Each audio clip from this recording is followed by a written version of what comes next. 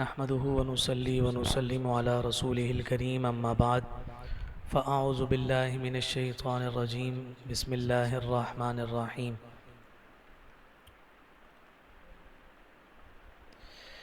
ولله على الناس حج البيت من استطاع إليه سبيلا ومن كفر فإن الله غني عن العالمين صدق الله العلي العظيم مولاي صل وسلم دائما أبدا على حبيبك خير الخلق كلهم محمد سيد الكونين والثقلين والفريقين من عرب ومن عجم يا ربي صل وسلم دائما سرمدا على حبيبك خير الخلق كلهم.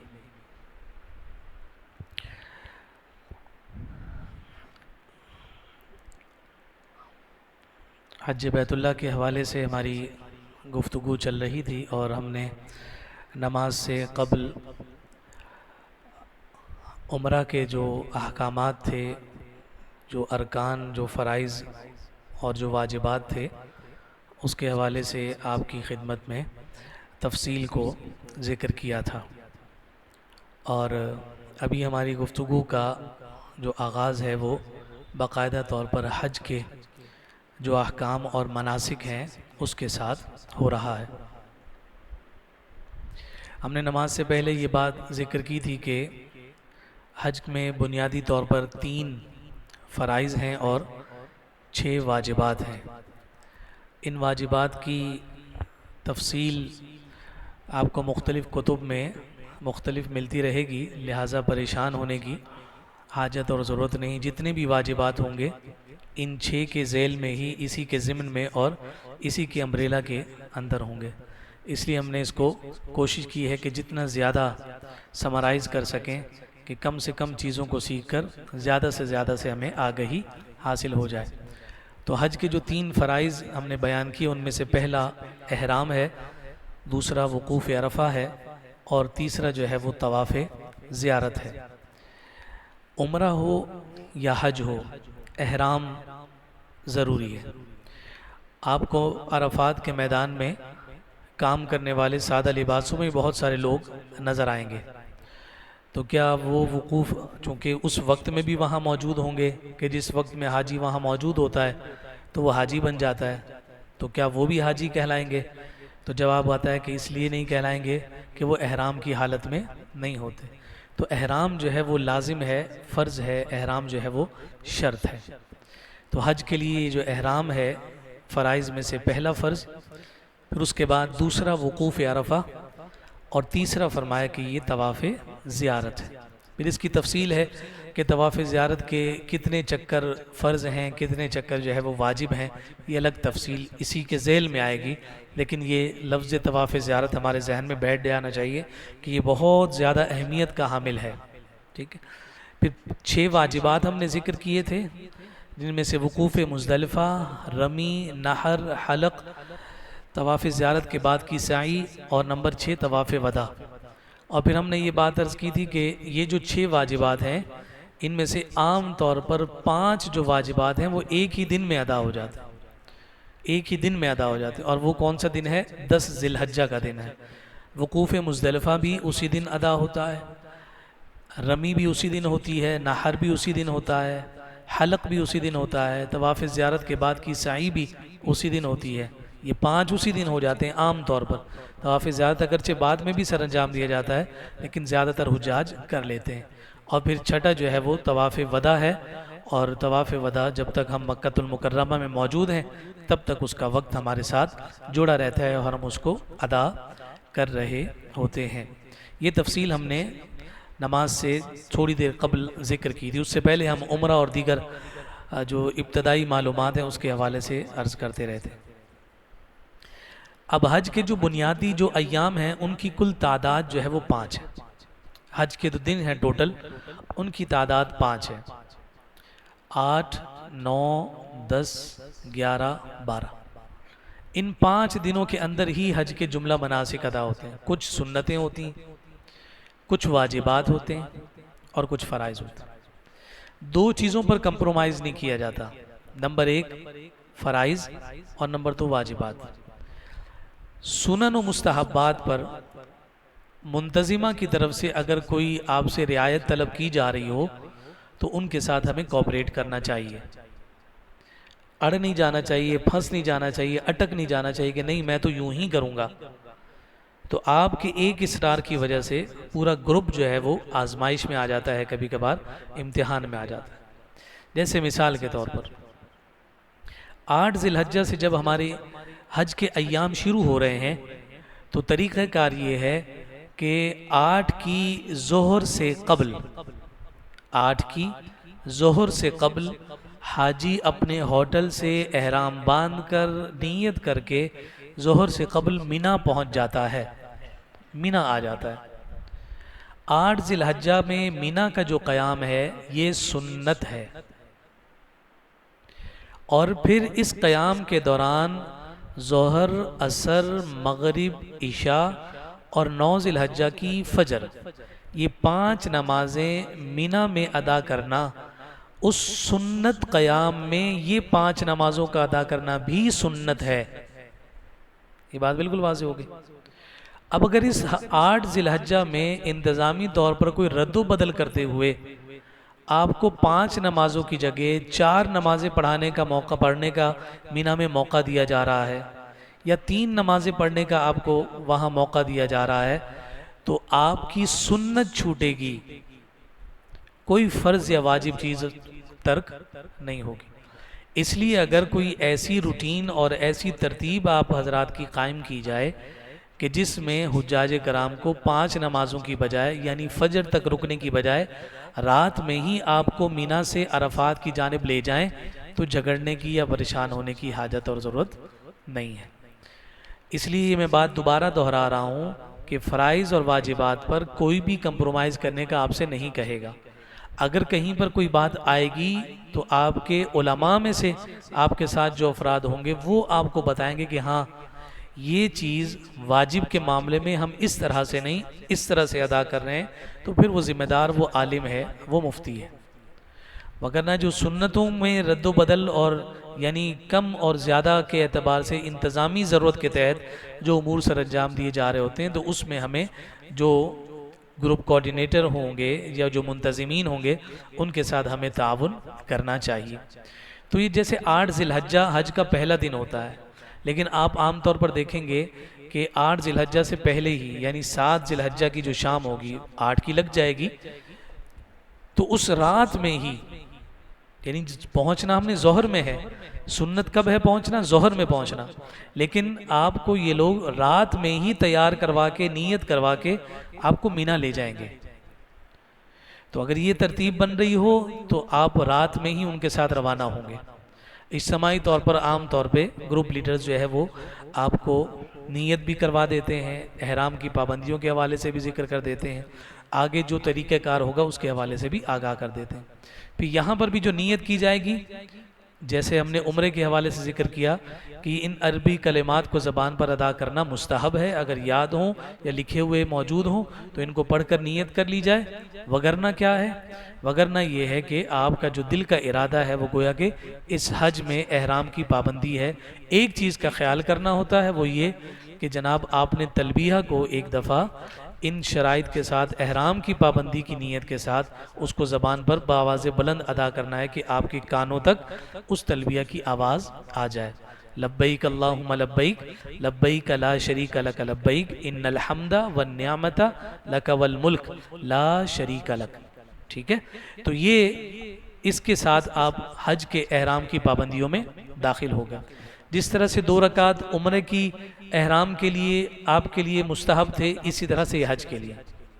اب مسجد حرام میں جانا تو گویا کہ اس دن ناممکنات میں سے ہوتا، پاسبل ہی نہیں ہو پاتا کہ اس موقع پر ہم یہ 2 رکعت پڑھنے مسجد حرام جائیں۔ تو آپ جس ہوٹل میں موجود ہوں گے آپ اسی ہوٹل میں ان 2 رکعت نوافل کو بھی آپ ادا کر لیں گے۔ جب بس پر آپ روانہ ہو رہے ہوں گے تو اس وقت آپ نیت کر کے گویا کہ مینا میں آپ حالت احرام میں داخل ہوں۔ بہت سارے لوگ یہ کام کرتے ہیں کہ جناب وہ مینا سادہ کپڑوں میں چلے جاتے ہیں، وہ مینا میں سادہ کپڑوں میں چلے جاتے ہیں اور ظہر سے پہلے جا کے وہیں پر احرام بدل کر جو ہے وہ نیت کر رہے ہوتے ہیں۔ اگرچہ ان کا حج ہو جاتا ہے نیت بھی ان کی ہو جاتی ہے، احرام بھی ہو جاتا ہے، لیکن خلاف سنت ہے. اس کی ضرورت کیا پڑی؟ کوئی ضرورت نہیں. اپنی تن آسانی ہے نا کہ یار کوئی بات نہیں، جو ہے وہ تھوڑا سا ڈیلے کر کے میں وہاں احرام باندھ تو سکتے ہیں، وہاں جا کے باندھ لوں گا.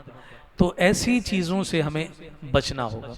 جہاں حد الامکان ہمارے لیے پاسبل ہو، ممکن ہو، تو ہم خلاف سنت امر سے حد درجہ بچنے کی کوشش کریں گے. اب ہم یہاں سے حج کے لیے تیار ہو کے نکلیں اور ہم اس حج کے مناسک کی ادائیگی کے لیے 5 گھنٹے پہلے کیوں نہیں تیار ہو سکتے؟ تو اس لیے ہوٹل میں ہی ہم مکمل انتظام، جو بھی یعنی ناخن تراشنا ہے، جسم کے اضافی بالوں کا صاف کرنا ہے، اچھے سے غسل کرنا ہے، سادہ جو چادریں ہیں 2 ان کو پہننا ہے، 2 رکعت کا ادا کرنا ہے، پھر اس کے بعد نیت کا کرنا ہے. یہ سارا جو اہتمام ہے بہت ہی سکون، اطمینان اور اہتمام کے ساتھ اپنے ہوٹل میں ہی سر انجام دے کر مینا کی جانب روانہ ہوں گے. چاہے 8 کے دن میں روانہ ہوں یا پھر اس سے پہلے آنے والی رات کو ہم وہاں سے روانہ ہو جائیں گے اور تلبیہ ہماری زبانوں پر جاری ہوگا. پھر مینا کی طرف یہ روانگی کا میں نے آپ سے عرض کر دیا کہ مینا پہنچ کر 8 ذی الحجہ کی جو ظہر، عصر، مغرب، عشاء اور 9 ذی الحجہ کی جو فجر کا وہاں پڑھنا ہے، یہ سنت ہے. تو 3 مل جائیں، 4 مل جائیں، 5 مل جائیں تو بہت اچھی بات ہے، وگرنہ جتنی مل جائیں سنت نمازوں کو وہاں پر ادا کر لیا جائے اور پھر جیسے ترتیب ہو اس ترتیب کے مطابق اگلے مرحلے کی جانب نکل جانا چاہیے. آج کی جو شب ہے یعنی 8 گزر گئی، کل 9 کا دن ہے، تو اب جو درمیان میں جو شب ہے اس شب کو شب عرفہ کہا جاتا ہے. اور اس میں فقہاء نے فرمایا کہ یہ عبادت کی اصل رات ہے. ویسے تو یہ مینا میں عمومی طور پر، اصولی طور پر قائم ہوتی ہے، لیکن اگر ہم رات میں ہی اگر عرفات میں چلے جاتے ہیں تو عرفات کی سرزمین پر بھی یہ رات شب عرفہ ہی ہوگی. ٹھیک ہے، تو اس کی ادائیگی کے بعد اب حج کا جو دوسرا دن ہے وہ شروع ہوتا ہے. اب اس کو ہم دیکھیں گے ان 5 دنوں میں. اگر میں آپ سے یہ پوچھوں کہ ان 5 دنوں میں سب سے ہیکٹک دن کون سا ہوتا ہے، سب سے زیادہ ایفرٹ کس دن لگتی ہے ان 5 دنوں میں، تو آپ کون سے دن کے بارے میں تشخیص کریں گے کہ وہ سب سے یعنی تھکا دینے والا دن ہوتا ہے؟ 10 ذی الحجہ. 10 ذی الحجہ یعنی میں نے یہاں بھی ہم نے ذکر کیا، اس 10 ذی الحجہ میں ہم 5 کام کر رہے ہوتے ہیں اور وہ سارے 5 کام جو ہیں وہ محنت والے ہیں، پیدل چلنے والے ہیں، ادھر سے ادھر، ادھر سے ادھر، بھاگ دوڑ. تو 10 ذی الحجہ جو ہے سب سے ہیکٹک ڈے ہوتا ہے. اس سے پہلے بھی نیند ہی نیند، اس کے بعد بھی آرام ہی آرام. آپ کو اتنا سونے کو ملے گا وہاں کہ آپ خود تھک جائیں گے کہ بھائی کتنا سونا ہے. آپ کو شرم آنے لگے گی خود سے کہ یار یہاں میں کیا سونے کے لیے آیا ہوں، لیکن آپ کے پاس وقت ہوتا ہے سونے کا بہت. آپ مینا میں آئے ہیں تو اب جو نمازیں ہیں، نمازیں ادا کرنے کے بعد اور کیا کام ہے ہمارا؟ ذکر، اذکار، عبادت، تلاوت. وہ نہیں کریں گے تو دوسرا کام کیا ہوگا؟ سونا. چونکہ ہم نے آپ کو بتا دیا کہ بھائی مینا میں جو سوئے گا وہ بھی ایسے ہی ہے کہ جیسے وہ عبادت کر رہا ہے. تو آپ نے کہا کہاں مشقت میں ڈالیں، سو جاتے ہیں عبادت ہی لکھی جائے گی. تو سکون چل رہا ہوتا ہے بالکل، یعنی اے سی چل رہا ہے، آپ کو کمفرٹ جو ہے وہ بیڈ ملا ہوا ہے اور نہ چاہتے ہوئے بھی نیند آ رہی ہوتی. ظاہر سی بات ہے کہ اے سی چل رہا ہے، پنکھے چل رہے ہیں اور ایک ٹھنڈک کا ماحول ہے، باہر 48 49 چل رہا ہے اور اندر جو ہے وہ آپ کی ڈگری 20 سے اوپر نہیں جا رہی ہوتی. تو آپ بلینکٹ لے کے سکون اطمینان سے مزے سے آپ آرام کر رہے ہوتے ہیں. نماز کے لیے اٹھے، وضو کیا، نماز پڑھی، پھر سو گئے. کھانے کا وقت ہوا، وی آئی پی آپ کو کھانا میسر آ گیا. مینا اسی طرح سے پورا دن گزر جاتا. اب عرفہ، یہ 9 ذی الحجہ عرفہ ہے. جب اس عرفہ کے دن کی ہم نے بات کی تو ہمارے سامنے کیا آیا؟ عرفہ کا یہ جو 9 ذی الحجہ کا دن ہے اس میں بھی ایک ہی کام کرنا ہے، اور وہ کیا ہے؟ وقوف عرفہ. لفظاً ہی یہ بات بتا رہی ہے کہ یہ بھی بڑا آسان دن ہے. وقوف، رکنا، ٹھہرنا. تو یہ دن وقوف عرفہ کا ہے. اس وقوف عرفہ کی جو ترتیب ہے اس کے حوالے سے ہمارے ذہنوں میں یہ بات رہنی چاہیے کہ یہ جو عرفہ ہے، وقوف عرفہ، یہ حج کا رکن اعظم ہے. رکن اعظم ہے یعنی اس سے مراد یہ ہے کہ اس کو رکن اعظم اس لیے کہا جاتا ہے کہ ہر جو مناسک کا کوئی بھی حصہ ہے، ارکان میں سے کوئی بھی حج کا رکن ہے، اس کی کمپنسیشن ہے کہ اگر یہ نہ کیا تو یہ متبادل ہو سکتا ہے، یہ نہ کیا تو یہ جرمانہ لگا کے اس کو کمپنسیٹ کیا جا سکتا ہے. لیکن یہ جو رکن اعظم ہے اس کا کوئی آلٹرنیٹ نہیں ہے، اس کا کوئی متبادل نہیں ہے. یہ رکن اعظم ادا کرنا ہی کرنا ہے. اور حضور علیہ الصلوۃ والسلام نے ارشاد فرمایا کہ وقوف عرفہ ہی حج ہے، یعنی گویا کہ جس نے یہ وقوف کر لیا گویا کہ وہ حاجی ہو گیا۔ اس لیے آپ دیکھتے ہیں کہ ہماری رمی باقی ہوتی ہے، نحر باقی ہوتا ہے، حلق باقی ہوتا ہے، طواف زیارت باقی ہوتی ہے، طواف وداع باقی ہوتا ہے، لیکن جیسے ہی جناب ہم میدان عرفات میں پہنچتے ہیں ہمارے موبائلز پر میسیجز آنے لگ جاتے ہیں کہ حج مبارک حج مبارک حج مبارک، ایسی اسی وجہ سے کہ ہم نے وہ رکن ادا کر دیا کہ جو اصلاً حج ہے، اور جس نے وقوف عرفہ کر لیا تو گویا کہ وہ حج ہی ادا کر رہا ہے۔ اللہ اکبر، یہ رکن اعظم ہے، اور اس کا جو وقت ہے یہ 9 ذو الحجہ کو زوال کے بعد سے 10 ذی الحجہ کی صبح صادق کے درمیان یہ پورا جو وقت ہے یہ وقوف عرفہ کا وقت ہے، یعنی 9 ذی الحجہ جو ہے، 9 ذی الحجہ میں جیسے ہی ظہر کا وقت شروع ہوگا تو یہ وقوف عرفہ کا وقت شروع ہو جائے گا، یعنی یہاں ٹھہرنے کا وقت شروع ہو جائے گا۔ اب اس وقت میں جب کوئی شخص یہاں آ گیا، اب اس پر یہ بات واجب ہو جاتی ہے کہ وہ مغرب سے پہلے اس میدان کو نہیں چھوڑے گا، ٹھیک ہے؟ آپ بھلے رات میں پہنچ جائیں، آپ صبح فجر کے بعد عرفات پہنچ جائیں، آپ صبح 8 بجے عرفات پہنچ جائیں، 10 بجے پہنچ جائیں، کوئی مسئلہ نہیں۔ آپ 8 بجے پہنچے، 10 بجے پہنچے، اب آپ کا دل کیا یار ذرا مزدلفہ کی ہم سیر کر کے آ جائیں، تو آپ اس وقت تو چلے گئے سو چلے گئے، لیکن آپ ظہر سے پہلے واپس آ جائیں گے۔ اور اگر آپ ظہر کے بعد اگر یہ سوچیں گے یار ابھی میں ذرا تھوڑا نکلوں مینا کے خیمے ویمے دیکھ کر آ جاؤں، وہ خالی ہوں گے، چیک کر کے آتا ہوں کیسے بنے ہوئے ہیں، تو پھر اس وقت یہ اجازت نہیں ہوگی، کیونکہ وہ وقوف کا وقت آپ کا شروع ہو گیا۔ اب یہ سارا وقت آپ کو اسی عرفات کے میدان میں گزارنا ہے، اور مغرب کے وقت سے پہلے آپ کو یہاں سے نکلنے کی اجازت نہیں ہوگی۔ اب اس وقوف عرفہ میں ہم نے کیا کرنا ہوتا ہے؟ اس وقوف عرفہ میں ہم نے 2 نمازیں ادا کرنی ہوتی ہیں۔ وہ 2 نمازیں کون سی ہیں؟ 9 ذی الحجہ کی ظہر اور 9 ذی الحجہ کی عصر۔ ظہر اور عصر یہ دونوں نمازیں جو ہے وہ عرفات کے میدان میں ہم نے ادا کرنی ہوتی ہیں۔ اب وہاں پر سب سے بڑا مسئلہ اور سب سے بڑی پریشانی ہمیں جو آتی ہے سوال کے اعتبار سے، وہ یہ آ رہی ہوتی ہے کہ یہ ظہر اور عصر کو ملا کر پڑھیں کہ الگ الگ پڑھیں، یہ مسئلہ وہاں آتا ہے۔ تو آسان سا اس کا قاعدہ سمجھ لیجئے کہ اگر کوئی شخص مسجد نمرہ کے امام کے پیچھے پڑھ رہا ہوگا، اگر کوئی شخص مسجد نمرہ کے امام کے پیچھے ظہر ادا کرے گا اور وہ امام اس عصر کو اپنے ساتھ ملائے گا، تو وہ اس امام کے پیچھے یہ دونوں ملا کر پڑھیں گے۔ اس کے علاوہ میدان عرفات میں جتنے امام ہوں گے، ایک ایک کینوپی کے اندر 4 امام بھی ہوں گے، تو ان ائمہ کے پیچھے جب نماز آپ پڑھ رہے ہوں گے تو ظہر کی نماز ظہر کے وقت میں اور عصر کی نماز عصر کے وقت میں، ٹھیک ہے؟ یہ عند الاحناف یہ مسلمہ قاعدہ ہے، مسلمہ ضابطہ اور اصول ہے کہ صرف اور صرف نمازیں ملائے گا وہ کہ جس نے اس کی اقتداء کی ہے، مسجد نمرہ کے امام کی، وگرنہ جو میدان عرفات میں خیموں کے اندر اور مارکیز کے اندر جو نمازیں ادا کی جا رہی ہوں گی وہ ظہر کے وقت میں ظہر کی اور عصر کے وقت میں عصر کی ادا کی جا رہی۔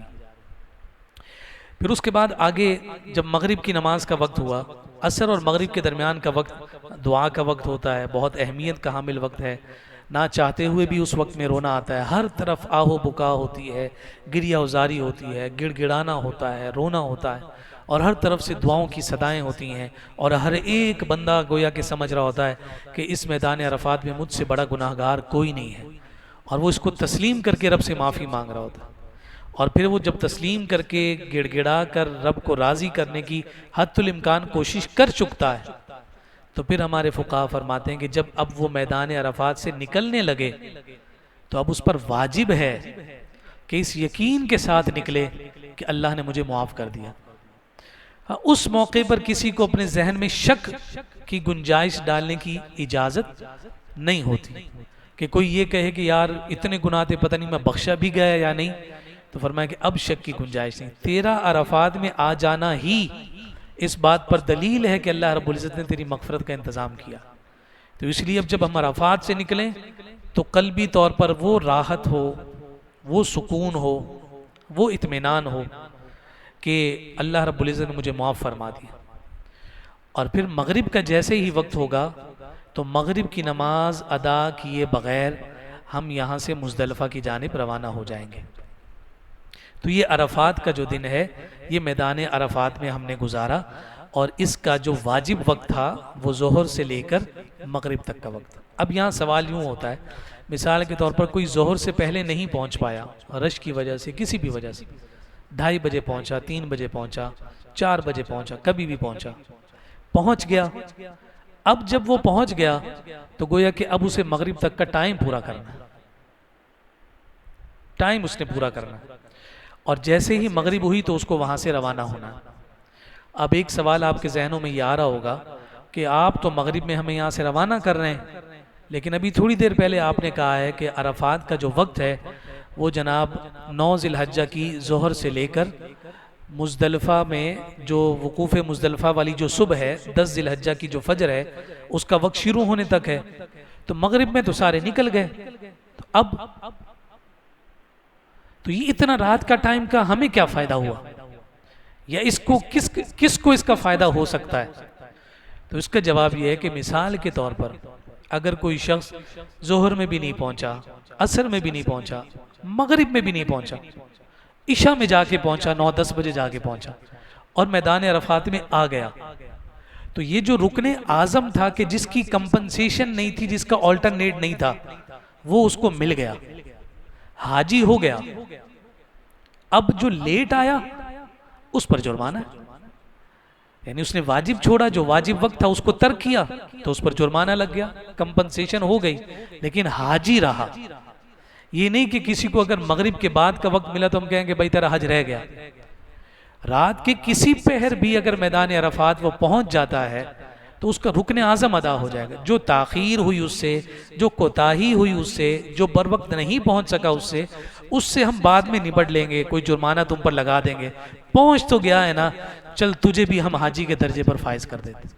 یہ گویا کہ شان ہے فقہ کی، اور یہ جو سہولیات اور اوقات ہوتے ہیں اس کی برکت ہوا کرتی۔ یہ بہت خال بہت ریئر کیسز ہوتے ہیں، کسی کے ساتھ کبھی کبھی ہو جائے، وگرنہ عام طور پر روٹین میں جو چیزیں چل رہی ہوتی ہیں اس میں یہ تمام بر وقت چیزوں کی ادائیگی پاسبل ہو رہی ہوتی۔ اب مغرب ادا کیے بغیر ہم یہاں سے روانہ ہوئے، یہ رات 9 کا دن گزرا ہے، یہ رات 10 ذی الحجہ کی رات ہے، ٹھیک ہے، جیسے ہم پچھلی رات کو ہم نے شب عرفہ کہا تھا، ٹھیک ہے، تو یہ رات جو ہے یہ مزدلفہ کی رات کہلاتی ہے۔ عمومی طور پر ہم کہتے ہیں کہ وقوف مزدلفہ کی شب ہے۔ آپ مغرب میں وہاں سے نکلتے ہیں، آپ کو کبھی 4 گھنٹے لگ جاتے ہیں، کبھی 8 گھنٹے لگ جاتے ہیں، کبھی اور زیادہ وقت لگ جاتا ہے۔ ہمارے ساتھ تو پچھلے سال ایک ایڈونچر ہوا ہمارے ساتھ کہ ہم فجر سے کوئی 10 منٹ پہلے جو ہے وہ مزدلفہ میں پہنچے۔ یہ بھی کبھی کبھار ہو جاتا ہے، لیکن یہ ہے کہ پوری رات بھلے ہم جہاں بھی گھومتے پھرتے رہے، ہمیں یہ تسلی کہ وقوف مزدلفہ ہمارا ادا ہو جائے گا۔ ہم وہ جو تھوڑی دیر پہلے پہنچے تو اس میں ہم نے ظہر ادا، اپنا مغرب ادا کی، عشاء ادا کی، اس کے بعد بھی الحمدللہ 5-7 منٹ ملے، پھر اس کے بعد ہم نے وہیں مزدلفہ میں فجر ادا کی، اور پھر اس کے بعد آگے کے مناسک۔ وقوف مزدلفہ کے حوالے سے بھی نماز سے قبل میں نے عرض کیا تھا کہ یہ رات اگرچہ وقوف مزدلفہ کی کہلاتی ہے، یہ شب مزدلفہ کہلاتی ہے، لیکن پوری رات کا وقوف اعتبار نہیں رکھتا۔ اگر کوئی شخص 8 بجے، 9 بجے، 10 بجے میدان مزدلفہ میں پہنچ جاتا ہے اور وہ ساری رات وہیں قیام رکھتا ہے، لیکن فجر سے پہلے اس میدان کو چھوڑ کر نکل جاتا ہے، تو یہ وقوف مزدلفہ کا واجب ادا اس کا نہیں ہوا، اس لیے کہ وقوف مزدلفہ کے واجب کی ادائیگی کا جو وقت ہے وہ 10 ذی الحجہ کی فجر کا وقت شروع ہونے سے لے کر طلوع آفتاب تک کا وقت ہے۔ یہ وقت وقوف مزدلفہ کا ہے۔ اب جب ہم 4 گھنٹے میں، 5 گھنٹے میں، یا اللہ کرے 2 گھنٹے میں، یا اور کرم ہو جائے تو 1 گھنٹے میں اگر ہم مزدلفہ پہنچ جاتے ہیں تو وہاں جا کر ہمیں کیا کرنا ہوتا ہے؟ وہاں جب ہم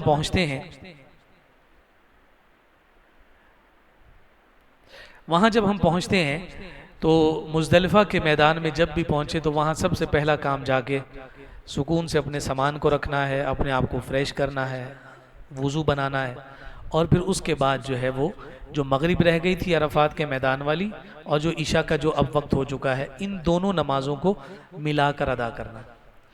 اب جیسے عرفات میں ہم نے یہ کہا تھا کہ جناب وہاں وہی ملائے گا کہ جو اس امام کے پیچھے ہوگا۔ اب مزدلفہ میں کوئی امام نہیں ہے، یہاں تو کوئی خطبہ نہیں ہے، کوئی امام نہیں ہے، تو یہاں جو نمازیں ہیں چاہے وہ منفرد ہو چاہے کوئی جماعت پڑھ رہا ہو تو وہ نمازوں کو ملا کر ہی ادا کرے گا، مغرب اور عشاء کو دونوں کو ملا کر ادا کرے گا۔ اس کا طریقہ کیا ہوگا؟ اس کا طریقہ یہ ہوگا کہ ایک اذان دی جائے گی، اس ایک اذان کے بعد ایک اقامت ہوگی، اور اس اقامت کے بعد جو ہے پہلے مغرب کے 3 فرض ادا ہوں گے، پھر اس کے بعد مغرب کے فرائض سے جیسے ہی فارغ ہوں گے تو عشاء کے فرض ادا ہوں گے، پھر مغرب کی سنتیں ادا کریں گے، اور پھر عشاء کی سنتیں اور اس کے وتر ادا کریں گے۔ اس ترتیب سے ان نمازوں کو ہم مزدلفہ کی شب میں ادا کر دیں گے۔ یہ ایک کام مکمل ہو گیا۔ اب اس کے بعد اگلا کام ہے کہ ہمیں اس میدان سے کنکریوں کو جمع کرنا ہے، کہ اگلے دن جو ہم نے رمی جمرات کرنی ہے، شیطان کو جو کنکر مارنے ہیں، تو یہاں سے انہیں جمع کیا جاتا ہے۔ جب یہاں سے ان کو ہم جمع کرنے لگتے ہیں تو بہت سارے لوگوں کو اس میں مغالطہ رہتا ہے کہ شاید یہ کنکریاں یہیں سے اٹھانا ضروری ہے، تو وہاں سے لینا سنت ہے، مستحب ہے، وہاں سے مل جائیں فبیہا۔ کہیں اور سے بھی اگر کنکریاں اٹھا کر شیطان کو اگر مار دیں گے تو وہ آپ کی رمی ہو جاتی۔ تو اب آپ نے وہاں سے کنکریاں اٹھانی ہیں، اور کنکریاں صرف ایک دن کی نہیں اٹھانی، تینوں دن کی اٹھانی۔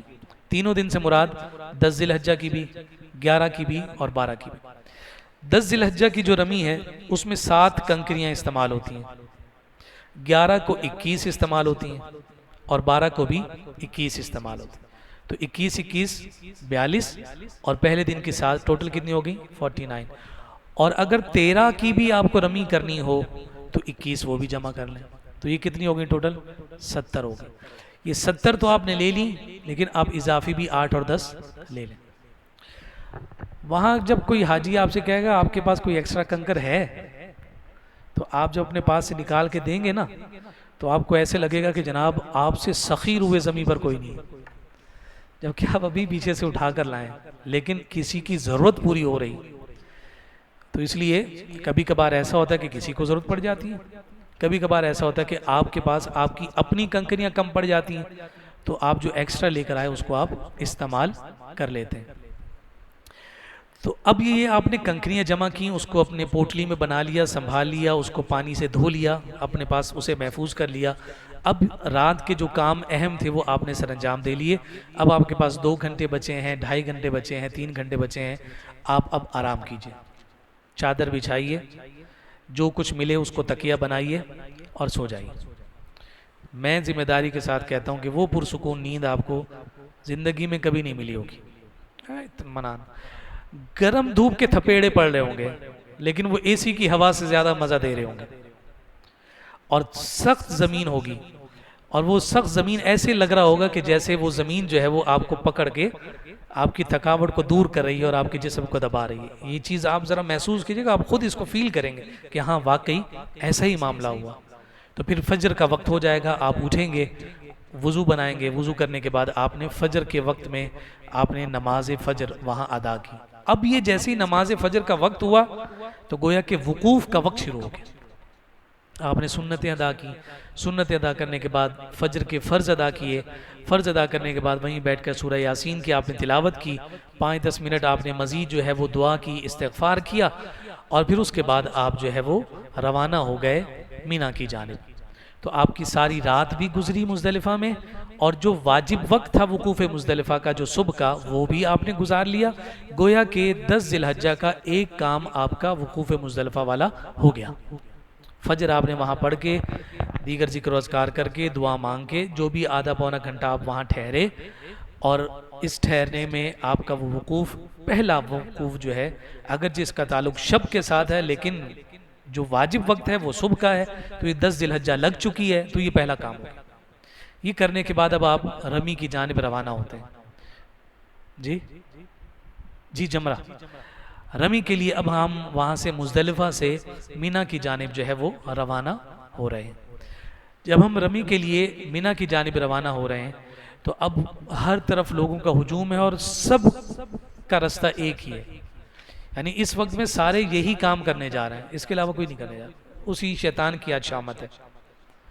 تو جتنے بھی جو ہے وہ رستے ڈائیورژنز ہوں گی وہ ساری کی ساری آپ کو لے جا کر پہنچائیں گی اسی جگہ پر، جمرات پر۔ تو آج کا دن جو ہے جیسے ہی آپ رمی میں پہنچے، اس پلازا میں آپ داخل ہوں گے تو اس کے فلورز ہیں، جس فلور پر بھی آپ جا کر نکلے، آپ پہلے جتنی پلاننگ کر لیں کہ بھائی میں تو پہلے فلور سے رمی کروں گا، میں تو جناب چھت سے جا کر رمی کروں گا، سب زیرو ہو جاتی ہے، کوئی پتہ نہیں چلتا۔ آپ جس رستے پہ جا رہے ہیں کیا پتہ یہ رستہ آپ کو کون سے فلور پر کون سے مالے پر لے کے جائے، نہیں پتہ چلتا، آخر میں جا کر پتہ چلتا ہے اوہ میں تو یہ تیسرے پر آ گیا، چل تو میں زمین پہ رہا تھا اور یہ مالا مجھے مل گیا تیسرا۔ تو یہ ذہن میں رہنا چاہیے کہ اس طرح کے بہت سارے جو ہیں ان ایکسپیکٹڈ جو ایکسپیرینسز ہمیں وہاں ہوتے رہتے ہیں، ایڈونچرز ملتے رہتے ہیں، ان چیزوں کو وہاں انجوائے کرنا ہے۔ تھکاوٹ کو آپ جتنا اپنے اوپر ڈالیں گے آپ اتنے زیادہ تھکیں گے، اس کو انجوائے کریں۔ ارے یہ ہو گیا کوئی بات نہیں، کیا ہوا 1 کلومیٹر اور زیادہ چلنا ہے، چلو بھائی چلتے ہیں، کوئی مسئلہ نہیں۔ اس کو آپ فیل کیے بغیر امور سر انجام دیتے جائیں گے، آپ فریش رہیں گے۔ جہاں آپ نے محسوس کیا کہ یار پھنس گئے، وہیں پر گویا کہ آپ کی انرجی بالکل ڈاؤن ہوتی چلی جائے گی۔ اس لیے اپنے اسٹیمنا کو اور اپنے جو یعنی اعصاب ہیں ان کو اس اعتبار سے مضبوط رکھنا ہے۔ کچھ بھی ہو سکتا ہے، کسی ٹائم بھی کچھ بھی ہو سکتا ہے، کچھ بھی ہو سکتا ہے۔ اب ایک چھوٹی سی مثال، گزشتہ سے پیوستہ سال جو ہے وہ ہم بالکل مزدلفہ اور مینا کے بارڈر پر تھے کہ بھائی ادھر وقوف مزدلفہ پورا ہوگا، ہم مینا میں داخل ہو کے یہ سیدھا رستہ جا رہا ہے، سیدھا چلتے جائیں گے پلازا پہنچ جائیں گے۔ سامنے پلازا جو ہے وہ تھوڑا تھوڑا نظر بھی آ رہا ہے، بہت پلاننگ کے ساتھ ہم بیٹھے ہوئے ہیں۔ اچھا جب چلنا شروع کیا تو چلتے چلتے آگے کچھ رش بڑھا تو انہوں نے ایک ڈائیورژن لگائی اور اس ڈائیورژن پر رش کم تھا، تو ہم اپنی دانش میں یہ سمجھے کہ اگر ادھر سے ہم نکل گئے تو یہ جو بیچارے جا رہے ہیں رش میں، یہ تو ایک ایک قدم پھونک پھونک کے رکھ رہے ہیں، ہم تیزی تیزی چل کے ان سے پہلے ہم کر لیں گے۔ انہوں نے جو ڈائیورژن لگائی وہ اس قدر لمبی ڈائیورژن تھی کہ بالکل جو نہایا مینا تھا جہاں پہ قربانی کی جاتی ہے، انہوں نے وہاں سے ہمیں پھر دوبارہ موڑا، یعنی کم سے کم بھی 5 سے 6 کلومیٹر ہم زیادہ چلے۔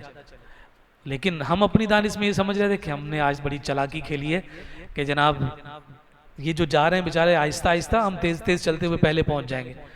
یہاں سے جانے والے پہنچ گئے، جا کر ان کی جو ہے نا قربانی بھی ہو گئی، قربانی کے بعد ان کا حلق بھی ہو گیا، اور ہم ابھی تک جو ہے وہ پلازا کے اندر داخل نہیں ہوئے تھے۔ اس لیے ان چیزوں کو گویا کہ انجوائے کرنا ہے، وہاں پہ ان چیزوں کو محسوس کرنا ہے۔ چلو پاک زمین ہے، دوڑتے چلے جاؤ، گھومتے چلے جاؤ، اور یہ وقت بڑی آسانی کے ساتھ اچھے طریقے سے آپ کا وہاں گزرے گا۔ ہم جب رمی کے لیے پلازا پہنچیں گے تو آج جو پہلا دن ہے 10 ذی الحجہ کا، اس 10 ذی الحجہ کو جو رمی ہے وہ 3 شیطانوں میں سے ایک کی ہوگی، بڑے والے شیطان کی۔ پہلے دن جو رمی کی جائے گی وہ ایک شیطان کی ہے جو سب سے بڑا شیطان ہے، پہلے چھوٹا ہے پھر بڑا ہے پھر اس کے بعد بڑا ہے، یوں ترتیب ہے۔ تو پہلے دن کی جو رمی ہوگی وہ پہلے دن کی رمی، جیسے یہ اگر جمرہ ہے تو ہم اس طرف سے آ کر اس کو رمی کریں گے، اس سم سے آ کر، اور یوں ماریں گے اس کو سیدھے ہاتھ سے۔ اور اگر جو ہے دوسرے اور تیسرے دن کی جو رمی ہے وہ جمرہ یہاں ہوگا اور ہم اس طرف سے آ کر رمی کریں گے۔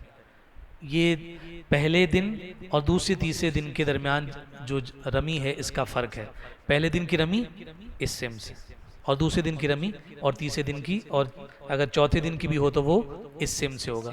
اس کا آسان سا طریقہ سمجھنے کا یہ ہے کہ بھائی رمی کرتے ہوئے جو مینا ہے، آپ مینا سے آ رہے ہیں نا، یعنی آپ یوں آ رہے تھے، پیچھے آپ کے مینا ہے، آپ نے یوں رخ موڑا تو آپ کا یہ جو دایاں کندھا ہے اب یہ مینا کی طرف ہوا، تو پہلے دن آپ کا دایاں کندھا مینا کی طرف ہوگا ایسے، اور دوسرے تیسرے اور چوتھے دن جو ہے وہ آپ کا بایاں کندھا مینا کی طرف ہوگا اور آپ یوں رمی کر رہے ہوں گے۔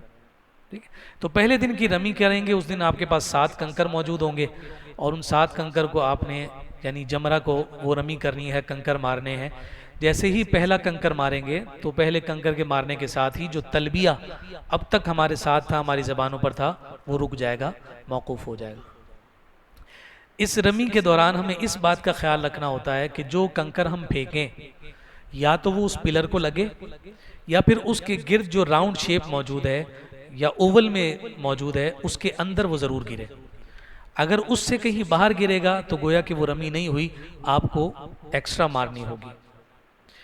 جو کنکر وہاں گر جائے یا جو کنکر ضائع ہو جائے، وہاں تک نہ پہنچے گر جائے، وہاں سے اٹھا کر مارنے کی اجازت نہیں ہے۔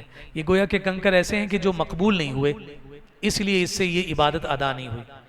کسی سے لے لیا جائے یا پھر آپ کے پاس جو اضافی ہے اس اضافی سے اس جمرہ کو کریں گے. آپ چاہے گراؤنڈ فلور پر ہوں، فرسٹ پر ہوں، سیکنڈ پر ہوں، تھرڈ پر ہوں، یا آپ بالکل ٹاپ پر ہوں، کہیں سے بھی آپ رمی کر رہے ہوں گے، پلر یا اس کے ارد گرد جو اوول شیپ یا سرکل شیپ موجود ہے اس کے اندر آپ کا جو کنکر گیا تو وہ کنکر لا محالہ اصل جو جمرہ ہے اس تک پہنچتا ہے.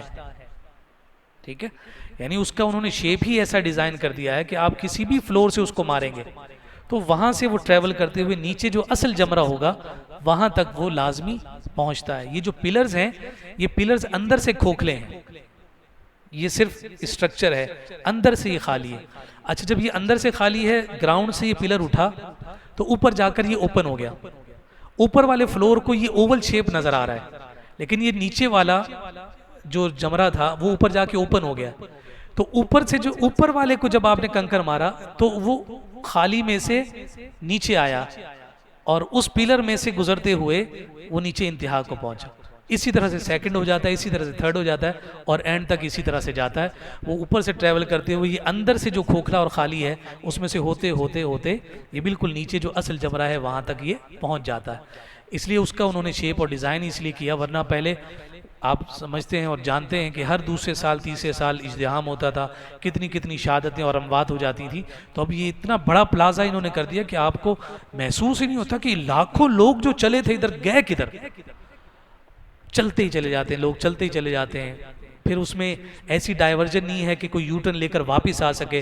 ایک طرف جا رہے ہیں تو پھر اسی طرف جانا ہے، جس طرف وہ نکالنا ہے اسی طرف نکالنا ہے. واپس کا رستہ نہیں ہے کہ کوئی آ کے کوئی بھیڑ مچ جائے، کوئی ایسا مسئلہ ہو جائے. تو یہ چیزیں اب عمومی طور پر نہیں ہوتی. اللہ نہ کرے اگر کوئی ایسا کوئی سانحہ ہو جائے تو وہ الگ بات، وگرنہ اب الحمدللہ کہ وہاں پر ایسی چیزیں نہیں ہوتی. تو پہلے دن کی رمی آپ نے کر لی. اب اس کے بعد نحر ہے اور نحر کے بعد جو ہے وہ حلق ہے. یہ جو تین چیزیں ہیں اس کے اندر ترتیب واجب ہے.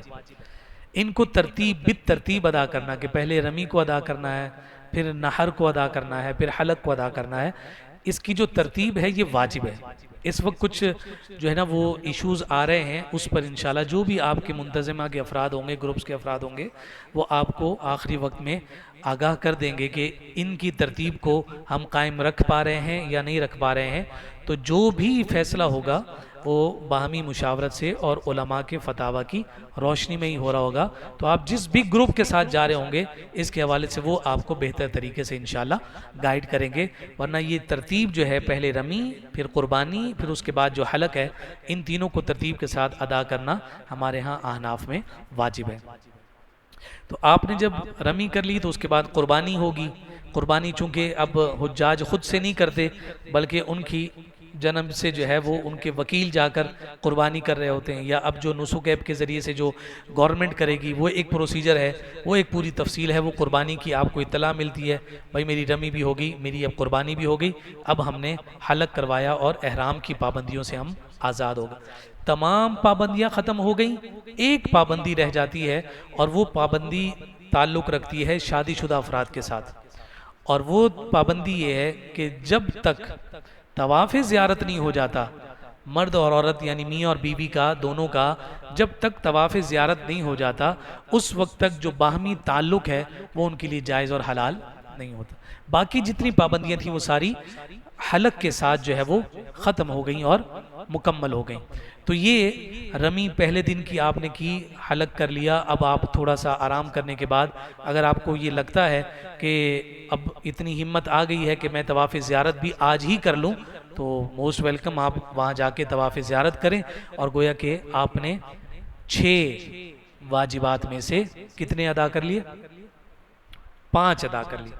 طواف زیارت کے ساتھ جو سعی تھی اس کی ادائیگی کے ساتھ آپ نے کیا کیا؟ 5 آپ نے اپنے واجبات ادا کر لیے. اور اب ایک رہ گیا اور وہ طواف وداع ہے. وہ جب تک آپ مکہ میں موجود ہیں تب تک اس کا ٹائم آپ کے پاس موجود ہے اور آپ کبھی بھی اس کو کر سکتے ہیں. پہلے دن کی کنکری مکمل ہو گئی. اور جی میں ابھی 11 اور 12 پر آ رہا ہوں. رمی کو مارنے کا سنت طریقہ یہاں ڈسکس کیا ہو، میں اس کو اسکپ کر رہا ہوں. یہ سلائیڈز آپ کو مل جائیں گے، اس میں پڑھ لیجئے گا کیسے مارنی ہے اور کیسے پکڑنی ہے، کیسے پھینکنی ہے، بسم اللہ یا اللہ اکبر کہنا ہے، وہ ساری تفصیل یہاں موجود ہے. نہر سے فارغ ہونے کے بعد یعنی رمی سے فارغ ہونے کے بعد آپ نے ناحر کیا، جس کو دم شکر کہتے ہیں، اور یہ ہر ایک ادا کرتا ہے، فقیر بھی غنی بھی، یہ سب پر لازم ہوتا ہے۔ اور یہاں یہ بات ذہن نشین رہے کہ دم شکر جو حج کی قربانی ہے وہ الگ ہے، اور جو عید الاضحیٰ کی قربانی ہے وہ الگ ہے۔ ایسے لوگ کہ جو مکہ المکرمہ میں مقیم ہو جائیں گے، یعنی مینا جانے سے پہلے ان لوگوں کے 15 دن مکہ میں ہوں گے، اس کا مطلب کہ وہ وہاں مقیم ہیں، اور پھر ساتھ ساتھ وہ صاحب نصاب، صاحب استطاعت بھی ہیں، تو جیسے ان پر حج کی قربانی واجب ہے، اسی طرح سے ان پر عید الاضحیٰ کی قربانی بھی واجب ہوگی۔ تو یہ دونوں الگ الگ قربانیاں وہ کریں گے۔ اب یہ جو عید الاضحیٰ کی قربانی ہے، یہ یہاں پر پاکستان میں بھی آپ کسی کو کہہ کر اپنا وکیل بنوا کر کر سکتے ہیں۔ اگر آپ وہاں مقیم نہیں ہیں بلکہ آپ مسافر ہیں، یعنی مینا جانے سے پہلے آپ کے 15 دن مکمل نہیں ہوئے، 10 دن ہوئے تھے، 8 دن ہوئے تھے، تو آپ مسافر ہیں، تو اب مسافر پر قربانی نہیں ہوتی۔ آپ پر یہ عید الاضحیٰ کی قربانی لازم تو نہیں ہوئی، لیکن اگر آپ پھر بھی کرنا چاہیں تو وہ نفل کے حکم میں آپ کر سکتے ہیں۔ یہاں کسی سے کہہ دیں کہ میرے نام کی عید الاضحیٰ کی قربانی یہاں کر دینا، تاکہ اس کا جو ثواب ہے وہ مجھے مل لے، لیکن آپ پر وہ لازم نہیں ہوگی، وہ واجب نہیں ہوگی، آپ پر وہ سنت اور نفل کے حکم میں ہی رہے گی۔ لیکن اگر آپ مقیم ہیں اور ساتھ صاحب نصاب ہیں تو پھر وہ بھی واجب ہے، تو دونوں کرنی ہوں گی۔ حلق کروانا ہے، حلق یا قصر حدود حرم میں ہی کروانا واجب ہے، اگر باہر جا کر کہیں کروائیں گے تو دم لازم آ جائے گا۔ اسی طرح سے جو قربانی ہے اس کا بھی حدود حرم میں ہونا ضروری ہے، جدہ ودہ میں جا کے نہیں ہو سکتی۔ جو دم ہے اس کا بھی حدود حرم میں ادا کرنا ضروری ہے، ٹھیک ہے۔ پھر اس کے بعد طواف زیارت ہے، یہ طواف حج کا دوسرا بڑا رکن ہے، ہم نے اس کو فرائض میں شمار کیا تھا، ابھی پیچھے ہم نے ڈسکس کیا ہے۔ ان کے 7 چکروں میں سے جو پہلے 4 ہیں وہ فرض ہیں، اور باقی 3 جو ہیں وہ واجب ہیں۔ اچھا، یہ 4 فرض ہیں، 3 واجب ہیں، اس کی تقسیم کرنے کی کیا ضرورت پیش آئی، اور اس کا فائدہ کس کو پہنچ سکتا ہے؟ اس کا فائدہ اس کو ہو سکتا ہے کہ جناب اس کا آخری وقت کیا ہے طواف زیارت کا؟ 12 کی غروب آفتاب، 12 کی مغرب کا وقت، ٹھیک ہے، 12 کی مغرب کا وقت۔ اگر طواف زیارت کے 4 چکر مغرب سے پہلے ادا کر لی تو گویا فرض ادا ہوگی۔ باقی جو 3 ہیں اگر بعد میں ادا ہوئے جو واجب تھے، تو اب واجب کے ترک پر کیا ہوتا ہے؟ دم لازم آ جاتا، فرض ادا ہو گیا۔ 3 جو بچ گئے تھے اس میں بچت یہ ہو گئی کہ حج بچ گیا، فرض ادا ہو گیا، فرض کا وقت ہمیں مل گیا۔ تو یہ 3 اگر کسی کو بعد میں بھی ملے تو یہ مکمل طواف زیارت ہو گیا، لیکن اس میں جو تاخیر اس نے کی تو اس تاخیر کی وجہ سے اس پر دم لازم آ جاتا ہے، کمپنسیشن اس کو مل گئی ہے۔ تو یہاں یہ اس کی اور مزید تفصیل ہے، لیکن چونکہ اس مسئلے سے واسطہ بہت ہی شاذ و ناز ہی کسی کا پڑتا ہے، اس وجہ سے اس کو ہم تیزی کے ساتھ آگے بڑھا رہے ہیں۔ وقت میں نے ذکر کر دیا کہ اس طواف کا وقت 12 ذی الحجہ کے غروب آفتاب تک ہوتا ہے، لیکن پہلے دن کرنا جو ہے وہ افضل ہے۔ اگر 12 کے غروب آفتاب کے بعد کیا تو دم لازم آئے گا، یہ ہم پہلے ذکر کر چکے ہیں۔ طواف زیارت سے متعلقہ مسائل اور ان کے جرائم کی تفصیل۔ اگر یہ طواف بے وضو حالت میں کیا گیا تو دم واجب ہوگا، ہاں اگر بعد وضو دوبارہ ادا کر لیا جائے تو دم معاف ہو جائے گا۔ ہم نے پہلے ذکر کیا ہے کہ جتنے بھی مناسک ہیں ان تمام مناسک میں صرف طواف ہے کہ جو باوضو ضروری ہے، اس کے لیے وضو فرض ہے، اور وہ طواف ہے، چاہے طواف زیارت، طواف وداع، طواف قدوم، نفلی طواف، جو بھی۔ باقی جتنے بھی مناسک ادا ہوں گے اس میں وضو فرض نہیں ہے، شرائط میں سے نہیں، ٹھیک ہے۔ تو یہ بات ہم نے اس لیے ذکر کی تھی کہ جو مخصوص ایام میں ہماری مائیں حج کے فرائض سر انجام دے رہی ہوتی ہیں تو انہیں یہ مسئلہ معلوم رہنا چاہیے۔ کسی نے اگر بے وضو کر دیا تو اب اس پر دم لازم آ گیا، جب دم لازم آیا تو بتایا گیا کہ بھائی دم آ گیا ہے تو کیا کروں یار، یہ تو بکرا کرنا بھی مشکل کام ہے، تو پھر اس کو یہ کہا جاتا ہے ایسا کرو جا کے وضو کرو اور دوبارہ سے طواف کرو۔ تو جیسے ہی وہ دوبارہ طواف کرے گا تو وہ جو دم آیا تھا اس پر وہ اس سے ساقط ہو جائے گا، اس سے جدا ہو جائے گا۔ اگر ناپاکی کی حالت میں کیا گیا تو پاک ہو کر دوبارہ ادا کرنا واجب ہے۔ اب اگر 12ویں کے غروب آفتاب سے پہلے لوٹا لیا تو کوئی کفارہ نہیں، یعنی وضو کر کے دوبارہ آ کر اس نے 12ویں سے پہلے ادا کیا تو کوئی کفارہ نہیں، پرانا والا ادا ہو گیا. اور اگر 12ویں کے بعد کیا تو اب دم لازم آئے گا، اور اگر دوبارہ نہ کیا تو بدنہ دینا ہوگا. بدنہ سے مراد بڑا جانور. اگر ناپاک کپڑوں میں کیا گیا تو کوئی کفارہ نہیں، البتہ ناپاک کپڑوں میں ہر قسم کا طواف جو ہے وہ مکروہ ہوتا ہے. اگر کوئی طواف الزیارہ کیے بغیر اپنے وطن واپس چلا گیا تو لازم ہے کہ وہ دوبارہ آئے اور اس کو ادا کرے. اگر حاجی شادی شدہ ہے تو اس طواف کے بغیر زوجہ حلال نہ ہوگی چاہے برسوں گزر جائیں. یہ طواف زیارت کی اہمیت ہے، اس کا ادا کرنا اس اعتبار سے انتہائی اہمیت کا حامل ہے. طواف زیارت کیے بغیر اگر کوئی شخص واپس آ گیا تو اس کے واپس آنے پر عورت اس وقت تک اس پر حلال نہیں ہوگی جس وقت تک وہ اس کو ادا نہیں کر لیتا. اس کی کوئی آلٹرنیٹ نہیں کہ بھئی میں بندرہ دے دوں، میں کوئی کفارہ دے دوں، میں کوئی جنایت پوری کر لوں یا فلانا کر لوں. نہیں، اس کو واپس جانا ہوگا، طواف زیارت اس کو ادا کرنی ہوگی، اور چاہے سالوں گزر جائیں اس کے بغیر عورت اس پر حلال نہیں ہوتی. ہاں 12 کے بعد بھی ادا کریں گے، لیکن وہ دم کے ساتھ ادا کریں گے. تاخیر کا جو جرمانہ لگا وہ تو اس پر لگا رہے گا. وہ کام جو حالت احرام میں ممنوع ہے، سلا ہوا کپڑا پہننا، سر اور چہرے کو ڈھانپنا، بال توڑنا یا ناخن توڑنا، خوشبو لگانا، تیل پاؤڈر یا کریم کا لگانا، مباشرت کو اختیار کرنا، خشکی کے جانور کا شکار کرنا، واجبات میں سے کسی واجب کا بلا عذر ترک کرنا، یہ تمام چیزیں جو ہیں یہ حالت احرام میں ممنوع ہیں. اب اس میں یہ جو تیل ہے، پاؤڈر ہے یا کریم ہے، یہ ایسی چیزیں ہیں کہ جو آپ کے کسی عذر کو دور کرنے کے لیے، یعنی مثال کے طور پر کوئی پاؤں میں موچ آ گئی، آپ کو اب کریم کی ضرورت پڑ رہی ہے، تو اب اس کو اس نیت سے استعمال کرنا کہ یہ دوا ہے. اور ظاہر سی بات ہے کہ اس کے اندر، اس دوا کے اندر، اس کریم کے اندر جو خوشبو ملائی گئی ہے، وہ خوشبو بھی جو ہے وہ آگ سے پک کر ایک پراپر پروسیس کے بعد گزری ہے. تو اس لیے اگر عذر لاحق ہو جائے تو اس عذر کی بنیاد پر اس طرح کی کریم کے لگانے کا جواز پیش کیا جاتا ہے اور اس کی اجازت دی جاتی ہے. تیل بھی اگر کوئی لگانا چاہے تو بغیر خوشبو کے وہ تیل لگایا جا سکتا ہے. اسی طرح سے پاؤڈر کا اور دوسری چیزوں کا حکم. ایک اور چیز ذکر کی جاتی ہے کہ بھائی یہ پان گٹکا چھالیا وغیرہ جن کا گزارا ہی کوئی نہیں ہے، دیکھیں پچھلے والے دونوں بھائی ہنسیں، لگ رہا ہے مستقل عادت میں ہیں اس کے، تو یہ مکروہ ہے. حالت احرام میں چھالیا وغیرہ، پان گٹکا یا اس طرح کی جو دیگر چیزیں ہیں، ان کا جو استعمال ہے یہ مکروہ ہے، مکروہ کے حکم میں ہے. اس پر کوئی کفارہ یا کوئی جنایت وغیرہ نہیں ہوتی، لیکن یہ کراہیت میں سے ہیں. اور یہی حکم جو ہے وہ سگریٹ کا بھی ہے. آگے جو حالت احرام میں چیزیں مکروہ ہیں وہ آ گئی ہیں. کنگھی کرنا، بغیر خوشبو والے صابن سے نہانا. اب ہم بغیر خوشبو والے صابن ساتھ لے کر جا رہے ہوتے ہیں نا، مقصد کیا ہے؟ یعنی اگر کوئی پوچھے کہ بھائی یہ صابن کیوں استعمال کر، اگرچہ وہ بغیر خوشبو کے، کیوں استعمال کرو؟ جسم سے میل اتار رہا ہوں، اسی لیے صابن استعمال ہوتا ہے نا، کہ ذرا اس کو رگڑیں گے تو جو میل چھیل ہے وہ اتر جائے. تو بھائی حاجی جتنا زیادہ پراگندہ ہوتا ہے وہ اللہ کو اتنا زیادہ پیارا ہوتا ہے. تو اس لیے فرمایا کہ بغیر خوشبو کے اگر وہ نہا رہا ہے تو اس پر دم وم نہیں لگائیں گے، لیکن یہ ہے کہ یہ مطلوب نہیں ہے. یعنی یہ نفاست جو ہے یہ حالت احرام میں مطلوب نہیں ہے. تو جو چیز اللہ کو مطلوب نہیں ہے اور اس کو بندہ کوئی اگر اختیار کرے تو بہرحال کراہیت تو اس میں پیدا ہوگی.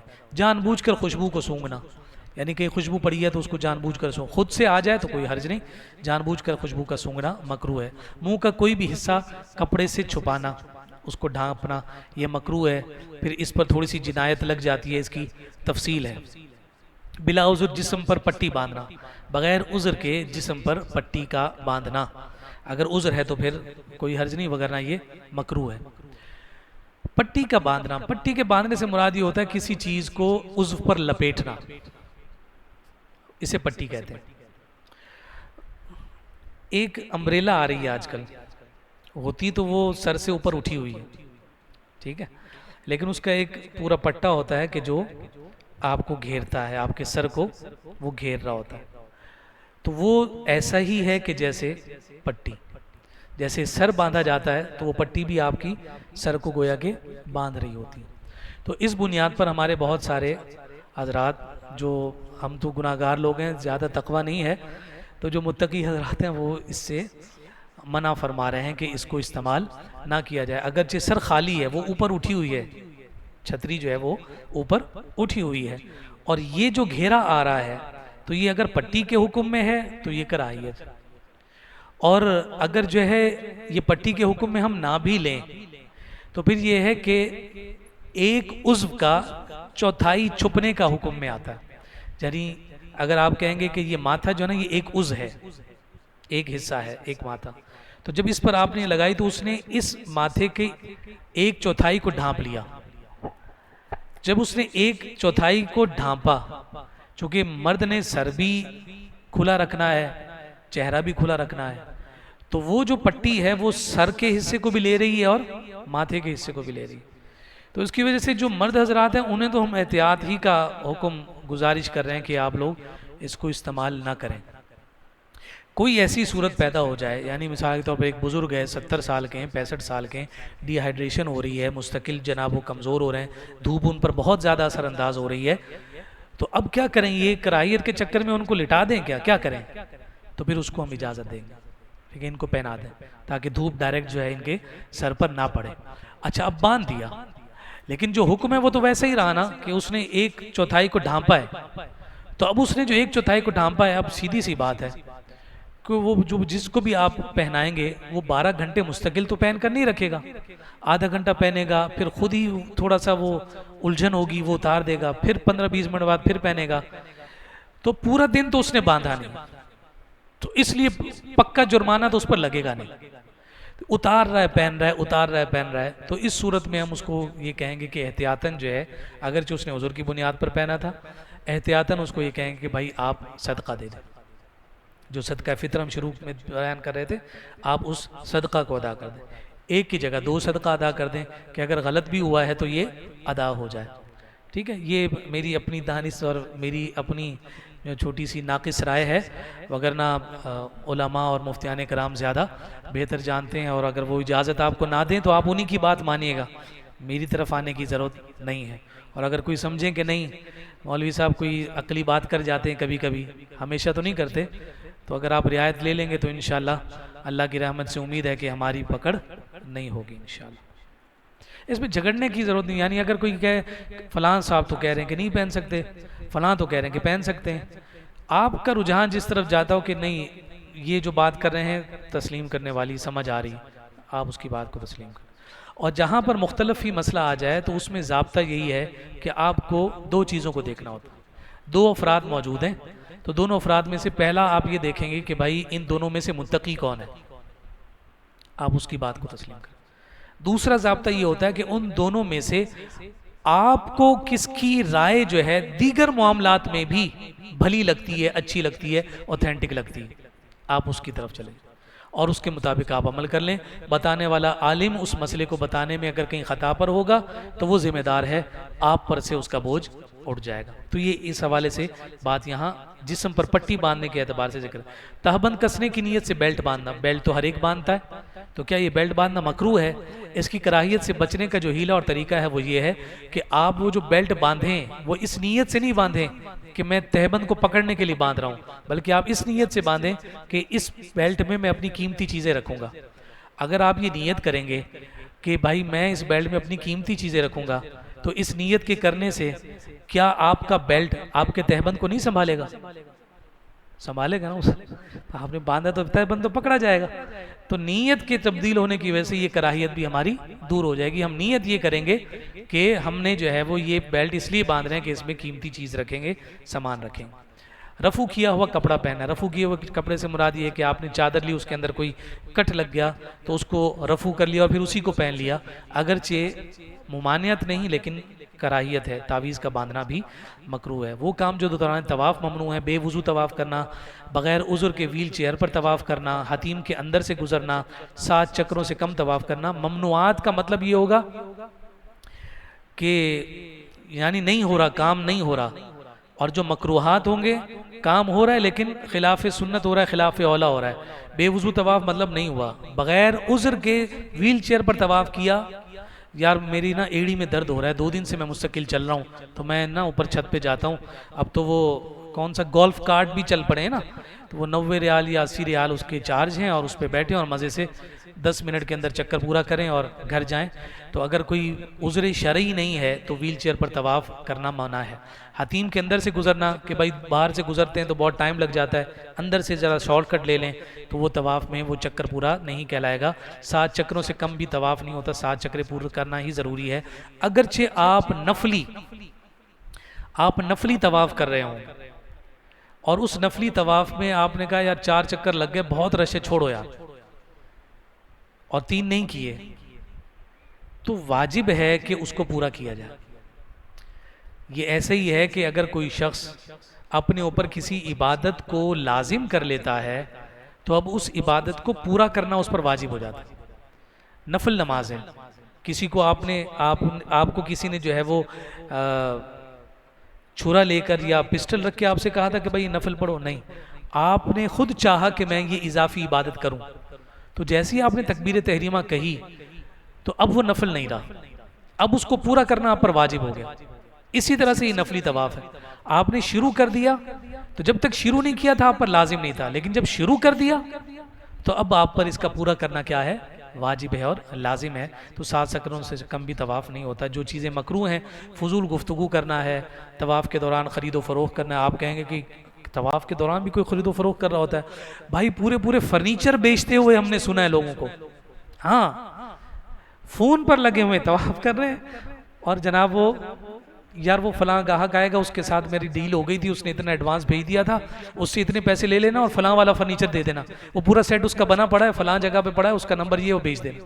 یہ ہم ان کے پیچھے کھڑے ہوئے خود سن رہے ہیں اور وہ سودے کر رہے ہیں، تو یہ مکروہ ہے۔ طواف کے دوران اس طرح مکروہ ہے۔ ناپاک کپڑے پہن کر طواف کرنا مکروہ ہے، پیچھے ذکر ہو چکا ہے۔ رمل یا استباء کو بغیر شرعی عذر کے ترک کرنا، رمل یعنی جو اکڑ کر چلنا تھا، اور جو استباء ہے یعنی کندھے کا جو ہے نا وہ برہنہ کرنا، اس کو بغیر کسی وجہ کے ترک کرنا یہ بھی مکروہ ہے۔ ذکر یا دعا کو بلند آواز سے کرنا کہ دیگر لوگ متاثر ہوں، ہمیں یہ چیزیں بھی وہاں دیکھنے کو ملتی ہیں۔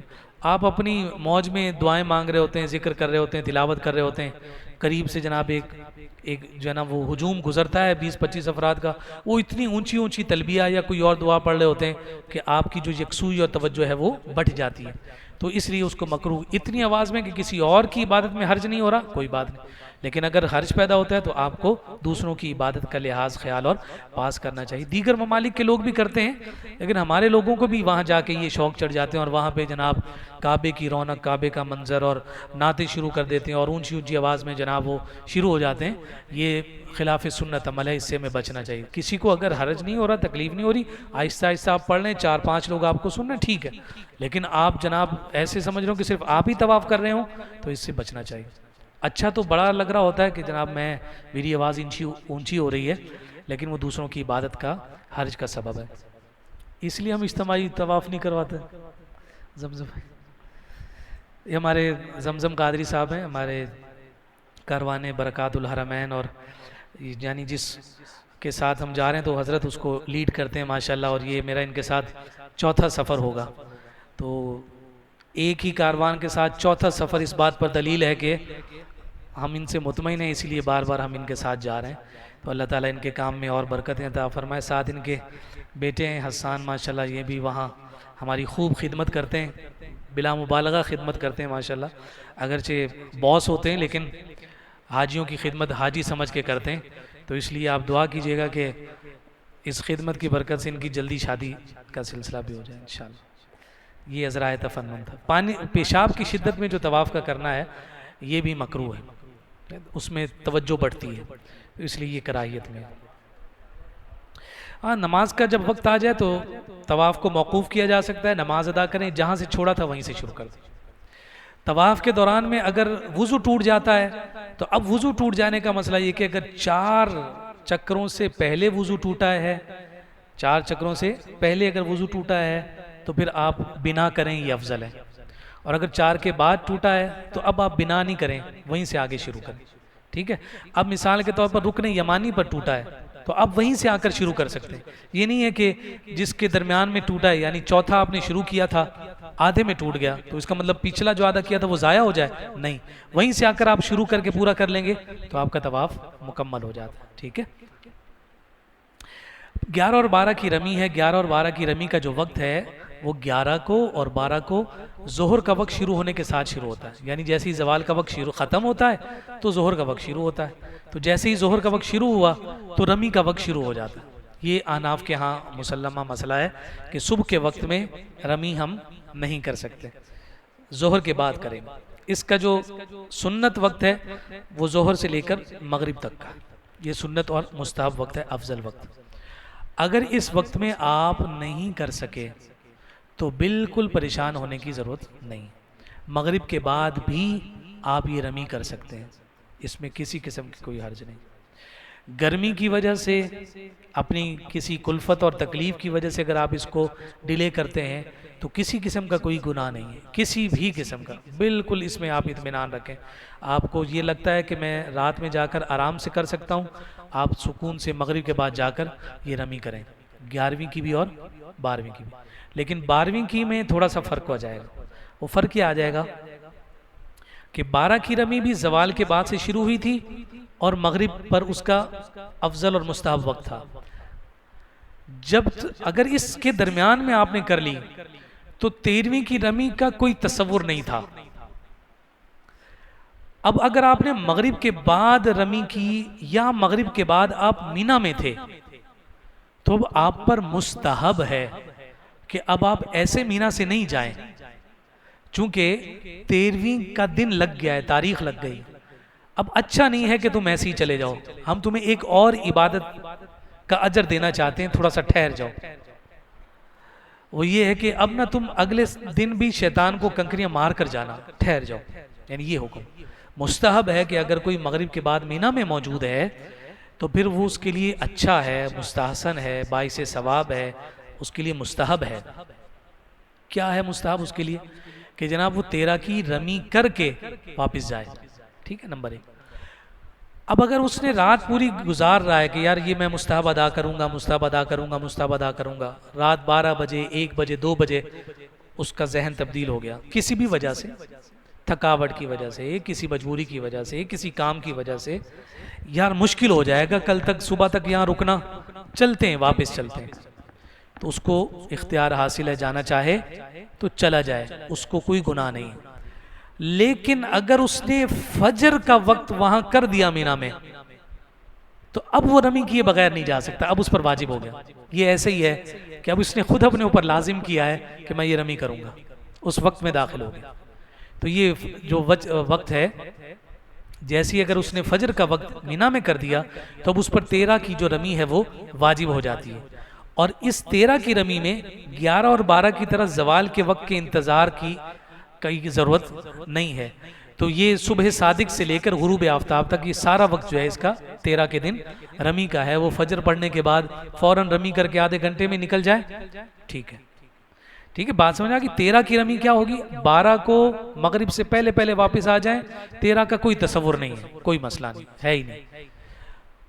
ہو گیا مینا میں ٹائم ہو گیا، اگرچہ رمی آپ نے پہلے کر لی تھی لیکن مغرب آپ کو مینا میں ہو گئی تو اب مستحب ہے کہ ٹھہر جاؤ، تو بہت اچھی بات ہے.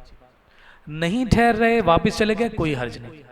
لیکن اگر آپ پوری رات ٹھہر کر فجر آپ نے وہاں کر دی تو اب حرج آ گیا، اب آپ کے لیے واجب ہے کہ آپ اس رمی کو کر کے جائیں گے. طواف رخصت جو ہے اس کو طواف وداع بھی کہا جاتا ہے، اور یہ حج کا آخری عمل ہے طواف وداع یعنی طواف رخصت، اور یہ واجب ہے. مکہ مکرمہ چھوڑنے سے پہلے طواف رخصت کیا جاتا ہے، اور اس کا طریقہ یہی ہے کہ طواف زیارت کے بعد جو آپ کا آخری نفلی طواف ہوگا، جو آپ کا آخری نفلی طواف ہوگا وہ آپ کا طواف وداع ہوگا. اب یوں ہوا کہ آپ نے 11 12 13 کو حج کے مناسک ادا کر لیے، 30 ذی الحجہ کو آپ نے مکہ سے جانا ہے، تو اب آپ نے طواف زیارت کر لیا ہے، اب آپ چاہ رہے ہیں کہ میں عمرے کروں. تو آپ نے 20 ذی الحجہ کو عمرہ کیا، 22 کو کیا، 24 کو کیا، 26 کو کیا، یہ آپ نے عمرے کیے. تو عمرے والا جو طواف ہوگا وہ اس کو کافی نہیں ہوگا. سمجھ کہ اگر کوئی شخص یہ کہتا ہو کہ بھائی اگر میں نے طواف زیارت کے بعد عمرہ کر لیا ہے، اس عمرے میں میں نے طواف کر لیا تھا، تو کیا یہ طواف وداع کو اس میں داخل کر دیں؟ تو یہ طواف وداع نفلی طور پر الگ سے ادا کرنا ہوگا، وہ الگ مستقل عبادت ہے، اور یہ واجب الگ سے مستقل عبادت ہے۔ یہ یہاں تک کہ ہماری تفصیل طواف وداع کی ادائیگی کے ساتھ یہاں مکمل ہوئی۔ ایک مسئلہ یہاں پہ میں تھوڑا سا آپ کی خدمت میں عرض کرنا چاہتا ہوں، خاص طور پر اس کا تعلق ہماری ماؤں بہنوں کے ساتھ ہے، خواتین کے ساتھ ہے۔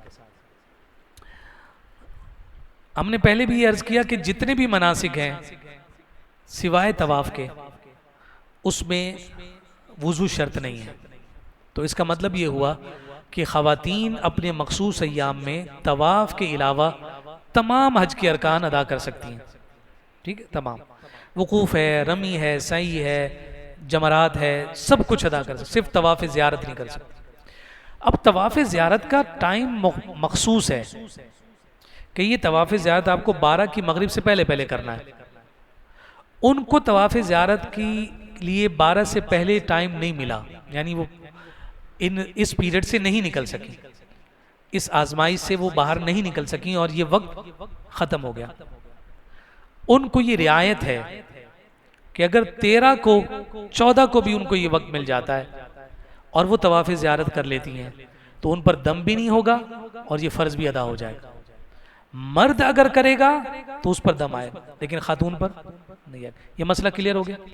اب دوسری صورت یہ ہو گئی، طواف زیارت نہیں کر سکے، اس امتحان سے بھی نہ نکل سکے، اور واپس جانے کا وقت ہو گیا۔ اب کیا کریں؟ پہلا کام تو یہی ہے کہ ٹکٹس کو ایڈجسٹ کریں، جو تقریباً ناممکنات میں سے۔ کیوں انکل؟ اب تو نہیں کرتے نا آپ لوگ چینج؟ مشکل ہو گیا نا۔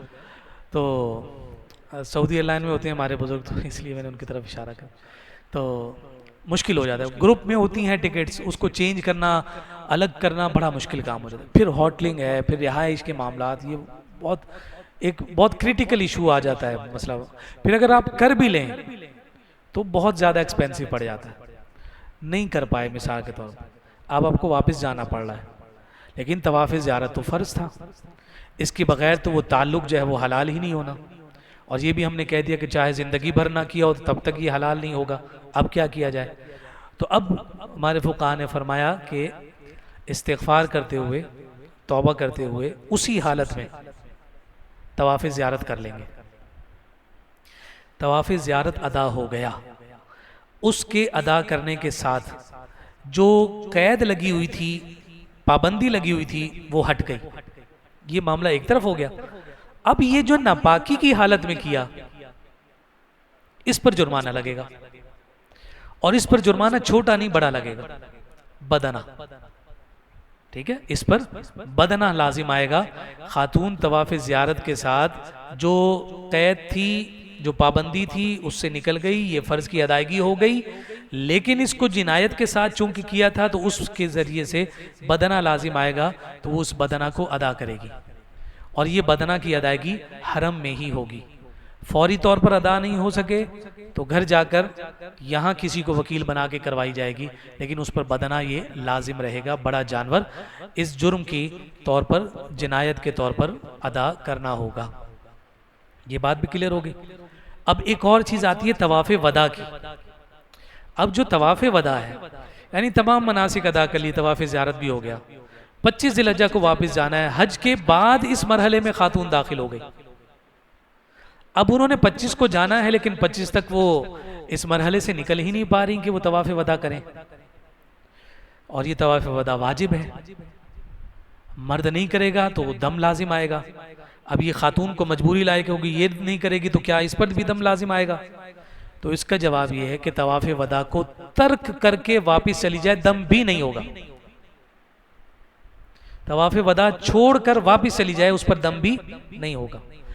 اب دیکھیں، 3 مسائل میں نے آپ کے سامنے ذکر کیے، ان 3 میں سے ایک پر جرمانہ لگ رہا ہے اور 2 پر خواتین کو رعایت دی گئی۔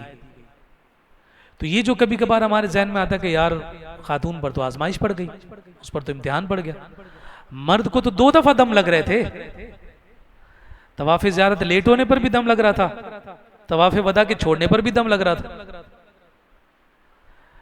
تو ان کو تو رعایت ہی نہیں ملی.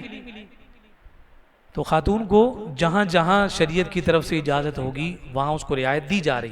طواف زیارت میں بھی اور یہاں طواف وداع میں بھی اس کو رعایت دے دی گئی. اور اب یہ جو طواف زیارت والا معاملہ ہے کہ اس میں بدنہ کو جو رکھا گیا، تو فقہا نے یہاں پر اس بات کو ذکر کیا کہ یہ بدنہ اس لیے رکھا گیا تاکہ جو مسجد حرام کا جو وقار ہے، جو طواف کی عبادت کی جو ہیبت ہے وہ برقرار رہے، اور اس کا پیغام جائے کہ جناب اس کا وقار، اس کی ہیبت اور اس کی وجاہت کتنی زیادہ ہے، اور اسی لیے اس پر بدنہ کو رکھا گیا. تو یہ مسائل بھی جو اس کے ساتھ جڑے ہوتے ہیں عام طور پر پیش آ جاتے ہیں گھروں میں، تو یہ ہم نے یہاں پر آپ کو ذکر کر دیا. نمبرز آپ حضرات کے ہم نے لے لیے ہیں. کچھ تو میرا خیال ہے کہ ہمارا جو گروپ بنا ہوا ہے اس کے اندر ایڈ ہے، اور کچھ جو نہیں ہوں گے ان کو ہم لنک بھیج دیں گے. تو ہمارا سوال جواب کا ایک پراپر گروپ ہے، ایک تو نہیں بہت سارے ہیں، لیکن ایک کو میں آفیشیل طور پر چلا رہے ہوتے ہیں ہم. 3-4 علماء ہیں اس میں، تو وہ جوابات بر وقت دینے کی کوشش کر رہے ہوتے ہیں. اس میں آپ ایڈ ہو جائیں. کبھی بھی کسی موقع پہ آپ کو کوئی مسئلہ درپیش آتا ہے، آپ لوگ عرفات کے میدان میں ذکر اذکار تسبیح سب کچھ لے کر بیٹھے ہوتے ہیں، اور ہم اپنے ہاتھ میں موبائل لے کر بیٹھے ہوتے ہیں. تو دیکھنے والا شاید یہ اعتراض بھی کر سکتا ہے، مولوی صاحب یہاں بھی موبائل کی جان نہیں چھوڑ رہے. تو ہماری جو ذمہ داری ہے ہم اسی موبائل کے ذریعے سے پوری کر رہے ہوتے ہیں کہ ہم اس وقت بھی مسائل شریعہ کو جو ہے وہ ذکر کر رہے ہوتے ہیں. اور ظاہر سی بات ہے کہ یہ ہماری ایک اخلاقی ذمہ داری بھی ہے، ہماری شرعی ذمہ داری بھی ہے کہ ہم اپنے اس علم کی بنیاد پر جہاں تک کسی کی رہنمائی کر سکیں وہ کر سکیں. اسی میں ہم نے آخر میں نا کچھ سوالات بھی ڈال دیے ہیں، جس کو آپ کیا کہتے ہیں، ایف اے کیو، کیا frequently asked questions, F A Qs, یہ سارے جو ہے وہ آخر میں اور ڈال دیے ہیں جو عام طور پر پیدا ہوتے ہیں. تو انشاءاللہ یہ بھی آپ کو مل جائیں گے، تو اس میں ہی بہت سارے سوالات حل ہو جائیں. کچھ ہر سال نئے نئے مسائل جنم لیتے ہیں، تو وہ بھی آپ پوچھتے رہیں گے، تو اس کا بھی ہم جواب دیتے رہیں گے.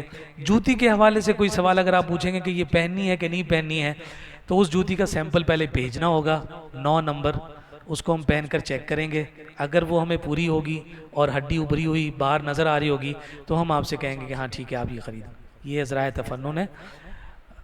اس کا آسان سا طریقہ ہے، ابری ہوئی ہڈی اور اس کے محاذی جو پیچھے ہمارے پاؤں کے پیچھے جہاں پہ وہ لگتا ہے، بکل لگتا ہے کسی بھی جوتی کا، تو وہ جگہ کا کھلا ہونا ضروری ہے. تو کسی بھی جوتی میں آپ اس چیز کو آپ دیکھ لیں گے تو انشاءاللہ یہ مسئلہ ہمارا حل ہو جائے گا.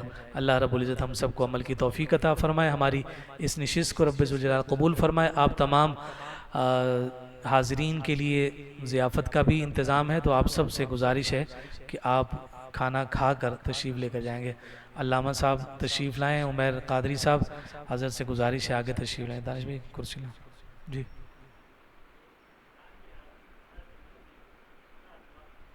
ہاں، احرام کی حالت میں اگر بغیر کسی حرکت ورکت کے بال گر جائیں تو مسئلہ نہیں ہے. وضو کرتے ہوئے یا اپنا ہاتھ لگاتے ہوئے اگر گر جائیں تو 3 بالوں سے کم پر مسئلہ نہیں ہے، ورنہ آگے جو ہے وہ صدقے بڑھتے جائیں گے. حضرت دعا فرمائیں.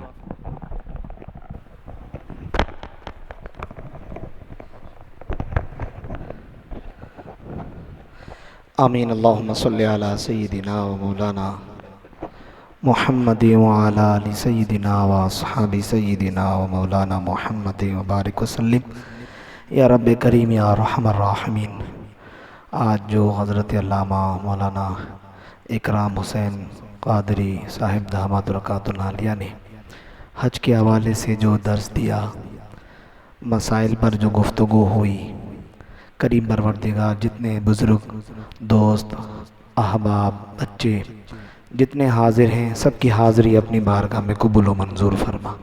الہ العالمین جو حضرات اس مبارک سفر کی تیاری کر رہے ہیں، جو پہنچ چکے ہیں، جو پہنچنے والے ہیں، جو پہنچیں گے، الہی سب کے سفر میں آسانی عطا فرما. ہر قدم پر ان نیکیاں اجر عظیم عطا فرما.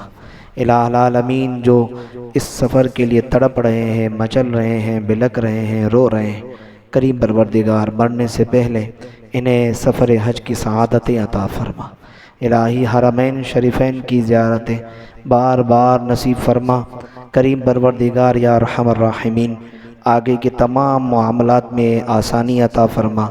رب کائنات مسجد شریف کو مزید ترقی عطا فرما. انتظامیہ کو ترقی عطا فرما، یہاں سے جو دین کی خدمت ہو رہی ہے اے کریم پروردگار مزید یا رب کریم انہیں اور ہمت اور قوت کے ساتھ استقامت کے ساتھ اس کام کو آگے بڑھانے کی توفیق عطا کر، معاونین پیدا فرما، ہمدرد پیدا فرما۔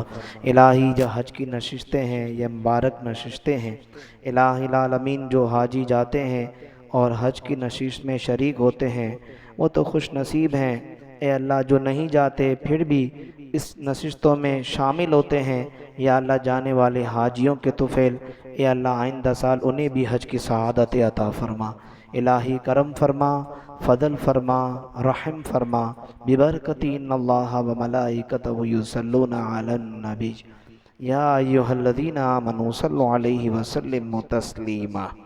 اللہم صلی علی سیدنا و مولانا محمد وبارک وسلم، صلاۃ و سلام علیک یا رسول اللہ، سبحان ربک رب العزت عما یصفون وسلام علی المرسلین والحمد للہ رب العالمین، لا الہ الا اللہ۔